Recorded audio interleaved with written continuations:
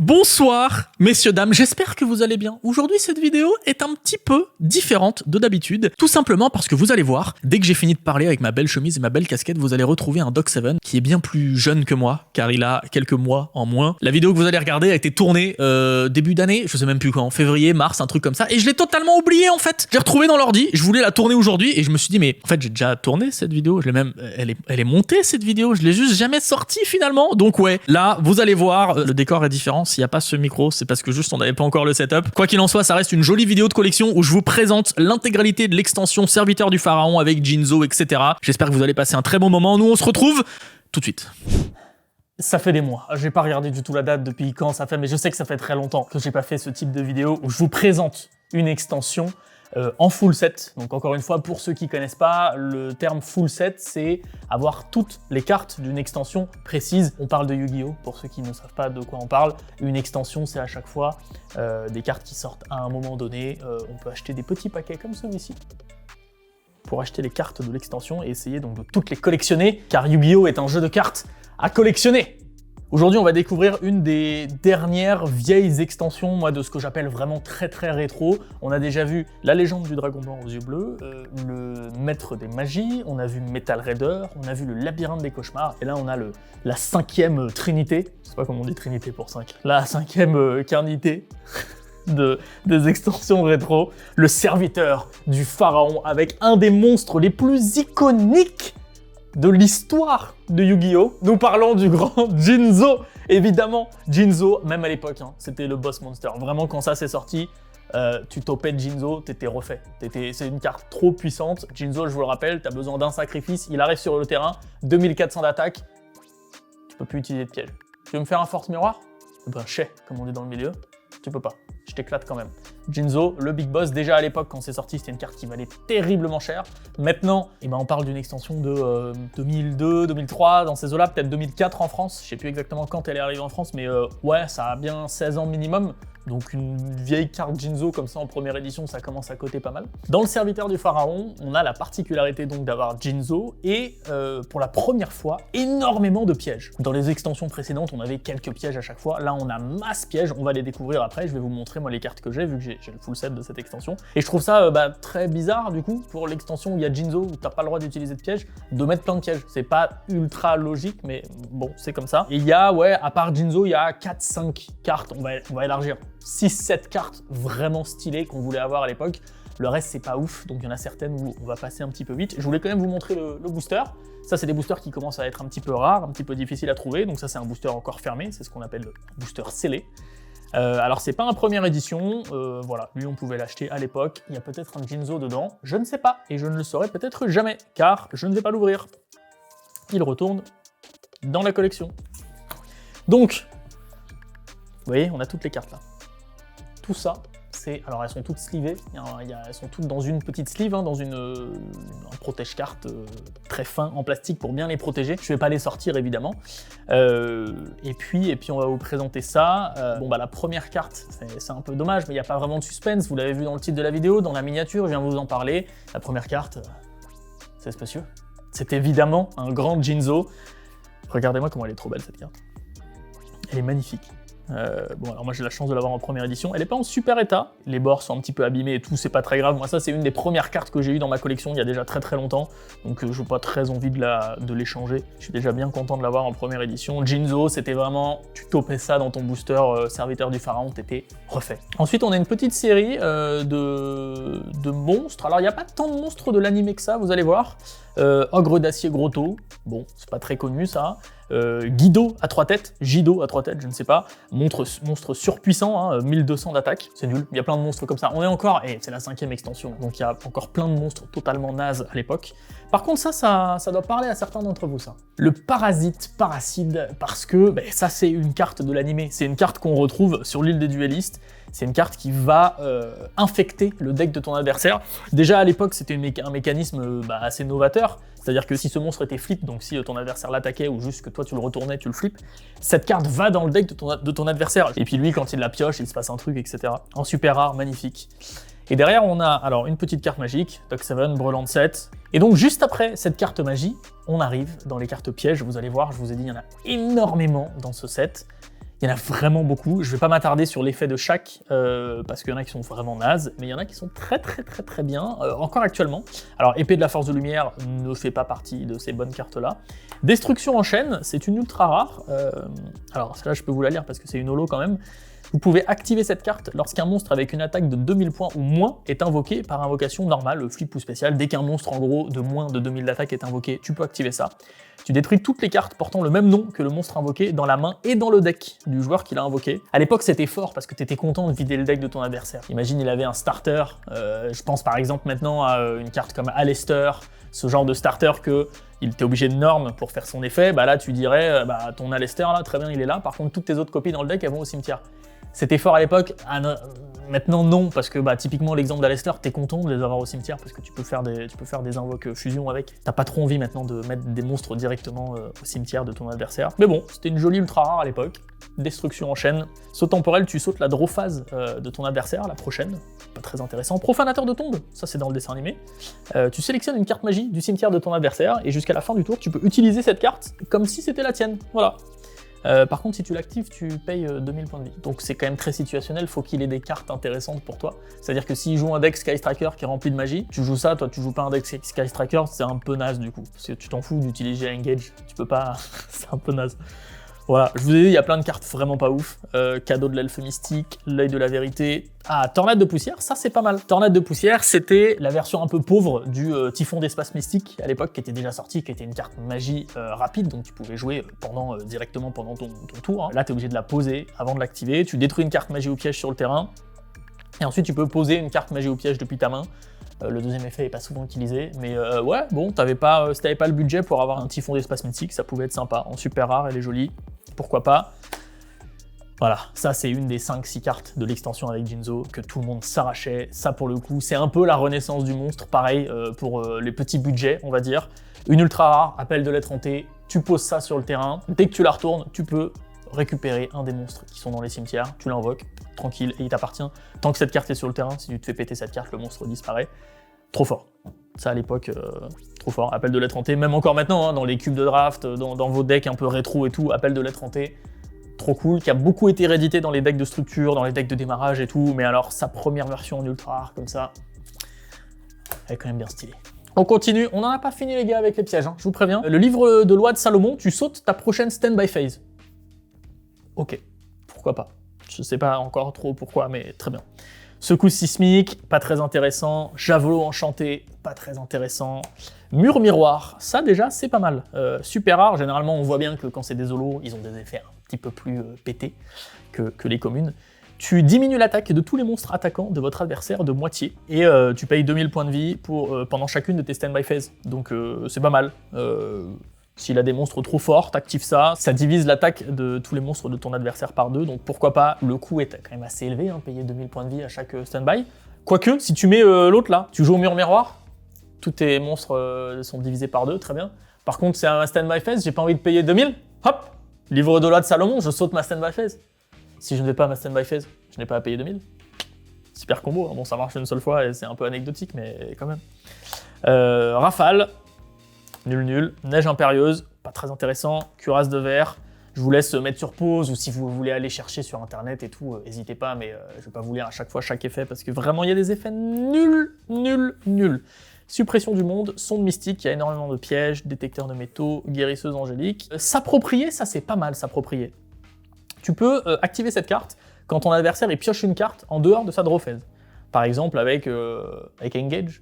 Dans Sky Striker, il pioche une carte, tu peux activer ça. À partir de là, dès que lui il est activé, tu vas pouvoir piocher 2 cartes dès que ton adversaire pioche en dehors de sa draw phase. Tu joues contre un Sky Striker, il joue une fois Engage, t'actives ça. À la deuxième Engage qu'il joue, tu pioches 2 cartes, toi, même si c'est pendant son tour. Il joue une troisième Engage, tu repioches 2 cartes. Trop fort. Ça, dans des decks Exodia, il y a des combos où si t'en joues 2, si t'en as 2 voire 3 copies d'activer, il pioche une carte, tu pioches 2, 4, 6 cartes. Trop fort. Réquisition forcée. Pas ouf. Chirurgie ADN, ça c'est cool. C'est une espèce de monde zombie à l'époque pour tous les types. C'est-à-dire que tu sélectionnes un type de monstre et tous les monstres sur le terrain ont ce type-là. Tant que cette carte reste sur le terrain. Donc pour ça je dis un peu monde zombie, mais là tu veux que ça soit des types aqua, bah ils ont tous des types aqua. Ça peut être cool dans certains decks. Règle tribale, pas ouf. Soldat de réserve, c'est une super rare, mais qui est pas ouf du tout. Vous pouvez activer cette carte lorsqu'il y a 5 cartes monstres ou plus dans votre cimetière. Tu prends 3 cartes monstres avec une attaque de 1500 points ou moins depuis ton cimetière et tu les ajoutes à ta main. Ouais bon, tu recycles un peu, mais c'est pas très intéressant non plus. Émeute majeure, cessez le feu. Une nouvelle ultra rare, j'aime beaucoup trop cette illustration. Tu retournes face recto tous les monstres qui sont face verso sur le terrain et les effets flip ne sont pas activés. Et tu infliges 500 points de dommage au point de vie de ton adversaire pour chaque monstre à effet sur le terrain, même s'il n'a pas été flippé. Hein, vraiment, s'il a 5 monstres à effet, qu'il n'y en a aucun qui est en mode flip, et ben il perd quand même 2500 points de vie, ça compte aussi pour les tiens. Pourquoi pas? Ça, il va y avoir quelques combos à l'époque dans des decks burn qui peuvent être assez sympas. Avec des Book of Moon, tu sais, où tu retournes ces monstres, tu les reflippes, ça... Pourquoi pas? Lumière d'intervention divine, jouer carte sur table... Les chapeaux magiques. Est-ce que vous connaissez des cartes de l'animé plus emblématiques que ça? Bon, oui, certes, il y a Dragon Ball Z, il y en a plein d'autres, mais elle est quand même bien stylée. Fun fact, dans l'animé, ce n'est pas une carte piège, c'est une carte magie. Et là, ils nous l'ont fait en carte piège. Ça a plus ou moins le même effet, hein, que tu l'actives et ça t'aide à protéger un petit peu tes monstres et tout. Bon, c'est un peu spé comme effet, je vous laisserai aller chercher. Seigneur de la suppression, une carte magique, super rare. J'aime beaucoup son effet. Ça, c'est vraiment une carte que j'appréciais à l'époque. Souvenez-vous, à l'époque, on avait beaucoup de monstres en face down, vraiment en mode défense face cachée. Celle-là est dit, tu sélectionnes un monstre qui est face verso, donc comme ça, en mode défense face cachée, tu le détruis, tu le retires du terrain. Hors de ma vue, fripon. Juste après le seigneur de la suppression, un autre seigneur de l'extermination, qui a un nom bien plus badass, mais un effet beaucoup plus naze, parce que c'est la même chose, mais pour les cartes magiques pièges, c'est pas ouf. C'est bien pour ça que lui, il est en rare, et puis alors que l'autre, il est en super rare. Pas ouf. Le tombeau vide, pas très intéressant, par contre, la carte qu'il y a derrière. Croyez-moi, je vous regarde dans les yeux, là, dans le top 4 des cartes de l'extension. Enterrement prématuré. On a parlé tout à l'heure d'un truc un peu comme Monster Reborn, avec Appel de la 30, on y est encore, on est dans le même thème, l'enterrement prématuré. Tu joues cette carte, tu payes 800 points de vie, tu prends un monstre, tu l'invoques. Trop fort. T'arrives à foutre un dragon blanc aux yeux bleus au cimetière, avec une transaction par exemple, peu importe comment, il est au cimetière. Enterrement prématuré, bonjour. Trop fort. On continue dans les cartes magie avec inspection. Il n'y a rien à dire, c'est pas ouf. Prohibition, prohibition, une de mes cartes préférées que j'ai joué en side pendant le championnat du monde. Championnat du monde, ouais, bien sûr, t'as raison William, tu fais le championnat du monde, ouais, yes. Championnat de France 2010. C'est une carte que j'ai jouée contre Mine Mystique. J'avais trop peur des decks Mine Mystique qui lockent totalement les decks. Pour ceux qui connaissent pas, c'est un deck un peu cancer Mine Mystique. Prohibition, ça te dit, tu joues prohibition, tu déclares le nom d'une carte ou... Parce que ça a été, il y a eu un ruling après, parfois il y a des noms de cartes ultra compliqués que tu te souviens pas forcément du nom à la virgule près. Si tu arrives à décrire la carte et que tout le monde est d'accord pour dire que on voit de quelle carte tu parles, ça fonctionne aussi. Prohibition, tu poses, je dis Mine Mystique, plus personne n'a le droit de jouer Mine Mystique sur le terrain. T'as pas le droit. Bon, alors si elle est déjà sur le terrain, t'as le droit de la laisser et ça fonctionne, d'accord? Faut le faire avant qu'elle arrive. Si elle est en face verso, t'as le droit de la retourner aussi. Mais c'est trop cool. Tu sais que le mec il joue un deck dragon blanc, tu poses ça, tu dis dragon blanc aux yeux bleus, bah il fait quoi? Bon alors, ok, il peut te péter ta prohibition et après invoquer ton dragon blanc. Mais c'est quand même stylé en soi. J'aime beaucoup cette carte.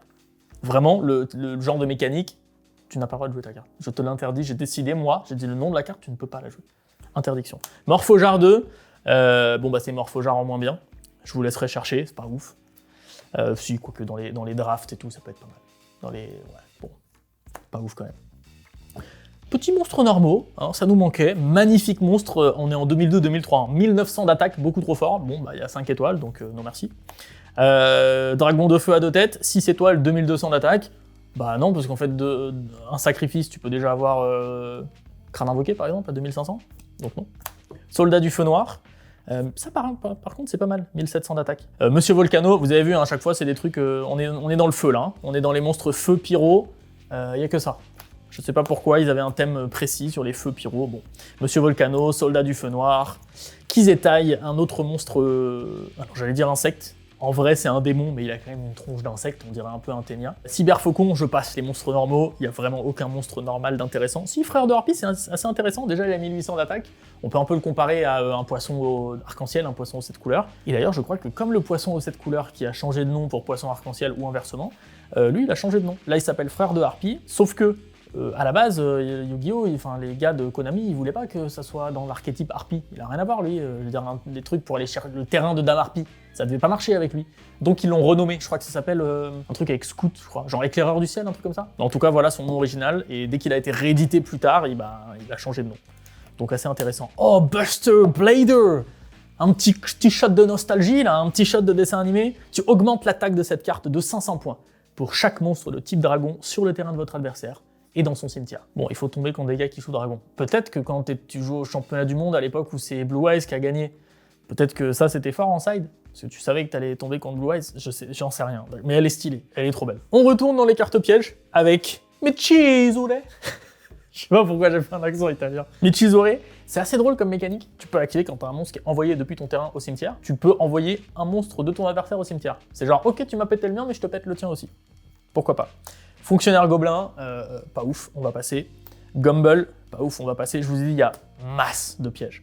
Encaisse et frappe, ça c'est pour des deck burn, c'est pas mal. Vœu solennel, c'est pour gagner des points de vie à chaque fois que tu pioches une carte. L'appel du squelette, pareil pour des decks burn, t'infliges 300 points de dommages à chaque fois qu'une carte est envoyée au cimetière. Ah, c'est pas mal ça en vrai. Les decks combo là, quand on voit 1000 trucs au cimetière tout le temps, là, c'est pas mal ça. Vermine bubonique, voilà, il y a des petits monstres à effet qui sont pas ouf, qui servent pas à grand chose, donc on va le passer, parce qu'il est un peu naze. Monstres normaux, pas très intéressant. Oni Tank, Overdrive, maintenant on est dans les machines. Ah, terre embrasée, détruisez toutes les cartes magie de terrain sur le terrain. Cette carte inflige 500 points de dommages aux joueurs actifs durant chacune de ses standby phases. C'est pas ouf. Ça par contre, ça c'est trop fort. Onde glacée. Tu ne peux activer déjà cette carte qu'au début de ta main phase 1. C'est un petit peu les prémices d'un pot d'extravagance. Le pot d'extravagance, tu as le droit de le jouer pendant ton tour, mais que si c'est la première chose que tu fais pendant ta main phase 1. Ben ça c'est pareil. Tu arrives en main phase, tu fais quelque chose d'autre, tu pourras pas activer cette carte après. Et qu'est-ce qu'elle dit? Jusqu'à votre prochaine draw phase, ni vous, ni votre adversaire ne pouvez activer, poser ou utiliser les effets de cartes magie ou piège. Tu joues ça, tu fais tous tes monstres, tes combos, tes trucs, tu l'attaques et tout, il pourra rien faire. Il n'a aucune réponse de carte magie ou piège. Il peut faire des effets de monstres, pas de carte magie ou piège. Onde glacée, ça, trop fort. Impact de météore féerique, c'est pas ouf, c'est une carte d'équipement, pas très intéressant. Limiteur removal, machine, on est encore dans l'animé. Tu doubles l'attaque de tous les monstres de type machine présents à cet instant sur votre terrain. Et bon, à la fin du tour, tous les monstres sont détruits. Mais ça, tu l'utilises pour faire des OTK souvent. En plus, c'est une carte magie rapide, donc tu peux la poser. Si toi, tu joues un deck machine, tu peux la poser. Le mec, il va vouloir t'attaquer. Tu fais « Not so fast, my friend. You just activate my magic card. » Et tu doubles l'attaque de tes monstres. Tu pètes son monstre. Bon, après, les tiens sont détruits, mais c'est pas très grave. Il y a des bons combos à faire, ça. Ça, dans un deck Cyber Dragon, par exemple, trop fort. Plus de compassion. Tu augmentes les life points des deux joueurs de 1000 points. Vraiment, ça c'est encore joué dans la méta à l'heure actuelle. Tous les decks jouent cette carte, c'est faux. Guérison de monstre, pas ouf. Transfert, c'est un piège, nul, donc on va le passer. Imitation d'insectes, pas très intéressant. Trou dimensionnel, pas ouf. Ah, éboulement. Éboulement, mécanique des colonnes, des zones, des cases, ça c'est quelque chose qu'on a vu vite fait avant l'apparition des liens. Les liens qui te disent bien, les zones, les cases, faut être précis à là où tu mets tes cartes. Avant on s'en fichait un petit peu, tu mettais une carte au milieu, pendant le duel tu pouvais la bouger, c'était pas très grave. Éboulement, non. Éboulement, ça te dit, tu sélectionnes 2 zones de cartes monstres sur le terrain, tu ne peux plus les utiliser. Donc ton adversaire, il veut faire un truc full combo avec remplir toutes ses cartes zones monstres et tout. Non. Tu peux en utiliser que 3, frérot. Et ça, t'en joues 2, tu lui bloques 4 zones. Bon, il y a eu un errata, tu peux pas bloquer sa zone lien, c'est dommage. Sinon, tu bloquerais les 2 zones lien, il peut pas faire de lien trop fort, mais non, tu peux pas. Drainage magique, pourquoi pas, mettez sur pause. Révocation définitive, non. Filet gravitationnel, tous les monstres de niveau 4 ou plus ne peuvent pas attaquer. Leur position sur le terrain peut être changée, mais ils peuvent pas attaquer. Broyeur magique de type 0, l'ombre des yeux, et attention, Mako Tsunami sort de ce corps, le pêcheur légendaire. Tant que Umi reste face recto sur le terrain, cette carte n'est affectée par aucune carte magie. De plus, les monstres de votre adversaire ne peuvent pas cibler cette carte pour une attaque. Ça a l'air beaucoup trop fort sur le papier. Après, c'est un sacrifice pour 1850 d'attaque. C'est pas... Bon, c'est pas ouf comme stat. Mais franchement, en mode nostalgie rétro, là, le pêcheur légendaire, avec son orc et tout. D'ailleurs, regardez, ça c'est la première fois qu'elle est sortie. Elle fait partie en gros de toutes les cartes qui ont été un petit peu censurées du Japon. Normalement, au Japon, il a un harpon. Voilà, là, il a pas un harpon, il a une espèce de bâton pour faire de la batterie, quoi. C'est pas... Il perd un peu en virilité, le pêcheur, on va dire. Chasseur d'épée, pas ouf. Insecte perceur, pas ouf non plus. Guerrier des abysses, ça joue avec Umi, c'est pas très important. Tout ça en passe. Des monstres normaux, je vous spoil un petit peu. Et là, on arrive chez Monsieur Pegasus avec l'idole aux 1000 yeux. Ça, c'est des cartes qui ont été vachement rééditées depuis. 0-0, ça a l'air nul, mais pas du tout, parce que ça te permet de faire ce genre de bad boys, le renoncer au milieu. Bon, alors même si vous mettez sur pause, ça va être flou, vu comment c'est écrit petit, donc s'il y a besoin, je vous affiche la carte. Voilà, encore une autre carte du top 4 avec Jinzo, avec enterrement prématuré, avec tous ces trucs-là, renoncer au milieu, trop fort. Maintenant, tu peux la jouer encore à notre époque. Il y a plein de combos avec cette carte. C'était quand tu ouvrais Serviteur du Pharaon, que tu tombais là-dessus, t'étais aussi bien content, parce que c'est à la fois fort et vachement nostalgique, vu que Pegasus la joue. Giroshin Kuwagata. Rien à dire, 1700 d'attaque. Chevalier Hayabusa, il peut attaquer 2 fois durant la même battle phase. Il n'a que 1000 d'attaque cependant, ce n'est pas très intéressant. Scarabée Bombardier, non merci. Coccinelle des damnés aux 4 étoiles, non. Gradius, monstre inspiré d'un jeu de Konami, que vous voyez ici. Il y a tout un lore autour de Gradius qui vient de ce jeu de Konami. Bébé de la Lune Rouge, pas très intéressant. Bête folle à l'épée. Le squelette des mers, alors là on arrive encore dans plein de monstres normaux, etc. Le squelette des mers, c'est un bateau. Ok. Le tigre blanc clairvoyant, ce n'est plus un bateau. C'est un tigre bleu, qui doit être clairvoyant en plus. Juste après, nous avons la troupe d'assaut Goblin, ultra rare, trop fort. Cette carte-là, 2300 d'attaque, 4 étoiles, donc tu peux l'invoquer, tu peux taper à 2300 d'attaque. Après, ton attaque, elle passe en mode défense, tu peux pas la remettre en mode attaque, et elle a 0 de défense. Tortue Hill, c'est toujours bien, c'est un petit monstre avec 2000 de défense que tu peux poser comme ça pour te défendre. Tisserand ailé, 2 sacrifices, 2750, autant jouer un dragon blanc aux yeux bleus si vous voulez mon avis. Guerrier de la science, 800, c'est nul. Âme des oubliés, 900, c'est nul aussi. Dokuro Yaba, c'est nul. Démon méga cyber. Je me souviens pas, moi, voir cette carte dans le dessin animé. Peut-être qu'elle y est. Dites-moi si elle y est. En tout cas, moi, je m'en souviens plus. Je me demande pourquoi elle est en ultra rare. Si votre adversaire a 2 monstres ou plus que vous sur le terrain, vous pouvez invoquer cette carte par invocation spéciale de votre main. Ok, bon, c'est peut-être pour ça. C'est un espèce de Pancratops avant l'heure, mais il faut qu'il ait 2 monstres. C'est un espèce de Cyberdragon, mais il faut qu'il ait 2 monstres. Cyberdragon, il a 2100, lui, il a 2200. Gearfried, là, on est dans le dessin animé, dans Joey, tout ça. Lorsque cette carte est équipée d'une carte magie d'équipement, la carte magie d'équipement est détruite. Et ben, tu jouais ça, tu lui équipes la Smoke Grenade, le fumigène du voleur. Le fumigène du voleur est détruit. Tu peux regarder la main de ton adversaire, tu lui détruis une carte. Ah, c'était un bon combo, ça. Barrière insecticide, terriblement fort, ça. Les monstres de type insecte de votre adversaire ne peuvent attaquer tant que cette carte reste face recto sur le terrain. Bon, il faut jouer contre un mec qui joue insecte. Donc en fait, quand je dis que c'est fort, c'est pas fort du tout. Et on arrive dans les 2 dernières cartes. Alors là, bon, je vous ai spoil un petit peu. La bête de Taloir, vous voyez pas bien son nom. C'est un monstre normal, un sacrifice, 2400 d'attaque, donc c'est pas ouf, il a les mêmes stats plus ou moins sauf la défense, mais qu'un dragon noir aux yeux rouges. Par contre, à l'époque où c'est sorti aux États-Unis, donc c'est sorti plus tard en France, donc c'était plus trop d'actualité, quand c'est sorti aux États-Unis, c'était la toute première carte exclusive dans une autre langue que le japonais. Voilà. Elle est d'abord sortie en anglais avant de sortir en ce qu'on appelle OCG, donc en toutes les cartes japonaises, coréennes, etc. C'était notre toute première exclusive. Bon, depuis on en a eu d'autres. Par exemple, l'archétype danger, c'est un archétype exclusif. Il me semble que l'archétype patrol, c'est exclusif aussi, je suis pas certain. Mais danger, c'est sûr que ça l'était. Donc bête de Taloir, ouais. Assez stylé dans l'histoire de Yu-Gi-Oh! Et derrière, la deuxième secrète rare, évidemment, l'ordre impérial. Trop fort. Tant que cette carte reste face recto sur le terrain, annulez les effets de toutes les cartes magie. Bon, faut payer 700 points de vie à chacune de tes stand-by phase, c'est pas très cher par rapport à son effet surpuissant. Ça, par exemple, encore actuellement, hein, dans un format où, je sais pas, il y a 1 an ou 2, quand Sky Striker était au sommet, tu lui sortais sa tour 1, Sky Striker, il fait « Ok, on va à la deuxième game, parce que je peux jouer aucune carte magie. Mon deck est composé de 44 cartes magie sur 45, c'est dommage, je ne peux pas jouer. » Bah ouais, chez mon pote, comme on dit, c'est bien pour ça que ça, c'est limité à 1. Trop fort. Ordre impérial, beaucoup trop fort. Donc, d'un côté, Ordre impérial qui t'empêche de jouer les cartes magie, de l'autre, Jinzo, qui t'empêche de jouer les cartes pièges. Ce set est un très joli combo. Je ne sais pas comment finir cette vidéo de façon poétique, j'ai essayé, mais j'ai pas trop réussi. Bon, j'ai besoin de votre avis en commentaire, les amis, pour un truc très précis. On a vu là l'extension de Jinzo, Serviteur du Pharaon. L'extension qui est sortie juste après en France, le Labyrinthe du Cauchemar, on l'a déjà vu en vidéo, parce que je m'étais trompé la dernière fois. Bref, elle existe déjà la vidéo, si vous voulez la voir, je vous la mets en i. Qu'est-ce qu'on fait après? Quelle extension vous voulez voir? J'ai pas mal de full sets qui suivent, mais dans l'histoire de Yu-Gi-Oh! Les extensions qui sont sorties après, il y en a eu 5, elles ont pendant longtemps été exclusives aux États-Unis. Il y a Legacy of Darkness, Pharaonic Guardian, Magician Force, Invasion of Chaos, qui est devenu Invasion des Ténèbres en français, c'est la première des 5 qui est sortie en français, et Dark Crisis, la crise des ténèbres, qui est aussi sortie en français. Donc en fait, sur les 5, on en a eu 2 qui sont sortis en français, mais tardivement, en 2007, etc. Entre-temps, on a eu d'autres extensions en français, en 2004, en 2005, en 2006. Qu'est-ce qu'on fait? Est-ce que vous voulez voir les extensions en anglaise? Vraiment, on fait ça dans l'ordre, et c'est pas grave si c'est pas des cartes françaises. On se fait Pharaonic Guardian, Legacy of Darkness, ensuite on se fait Invasion des Ténèbres, comme si on suivait la chronologie anglaise, mais juste on se les fait dans l'ordre. Ou alors, on se suit la chronologie française. C'est à vous de me dire dans les commentaires, je lirai un petit peu vos retours, n'hésitez pas à me dire ce que vous en pensez. De toute façon, l'un ou l'autre, le full set français là, que je suis en train de faire, il est déjà bien avancé, donc on va pouvoir vous présenter toutes ces extensions-là.